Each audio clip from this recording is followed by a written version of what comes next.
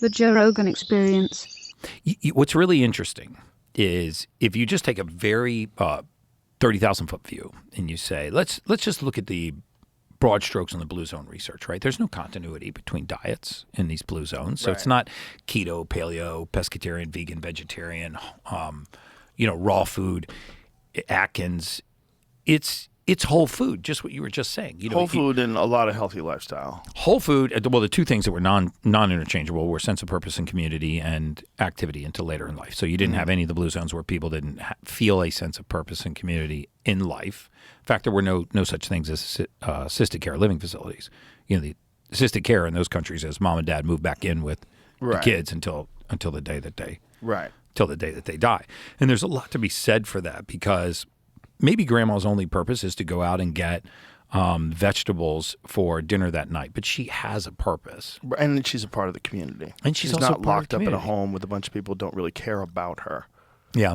We knew something in the mortality space because I used to study mortality and mortality research. And we knew that if you wanted to cut somebody's life expectancy in half at any age, and I mean at any age, you put them in isolation.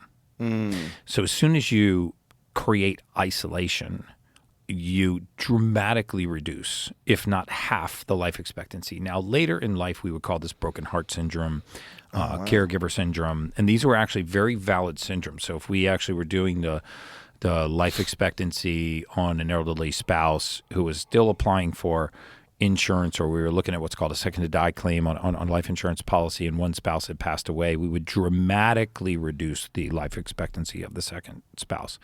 And the reason why that's important is I think that people don't realize that we are actually being isolated in plain sight, right? I mean, we are trying to create connection through our phones. We're trying to create connection through social media. And these are not human connections. In fact, if you look at the rates of depression, suicide, suicidal ideation, obesity, chronic mental illness, and I think we actually have a chronic lack of mental fitness, not necessarily a mental illness crisis in this country. And if you look at the skyrocketing rates of these conditions and how they are creeping into younger and younger and younger generations, you got 9-year-olds being treated for depression now, right? So what's happening? What's happening is isolation in plain sight. We don't problem solve anymore. We don't have communities with our friends anymore. We actually don't build social connections. We've lost our connection to Mother Nature. That's why I like going out to my place in Colorado. It's probably like you like bow hunting. And it's just nature. Old school connection to Mother Nature. And how freaking good do you feel? Yeah, it's very, very good. I really wish I lived in nature. I'd really like to be living in the woods again. I'm working on it, man. Well, you said you were trying to get something outside of town, like I think that's the ranch move. Kinda. Yeah, I think nature is a vitamin. I really do. I think it's a mental health vitamin. I think there's something about being in nature. There's a feeling you get, especially when your phone doesn't work. When you get out there and you look at your phone, like 0 bars. No, yeah.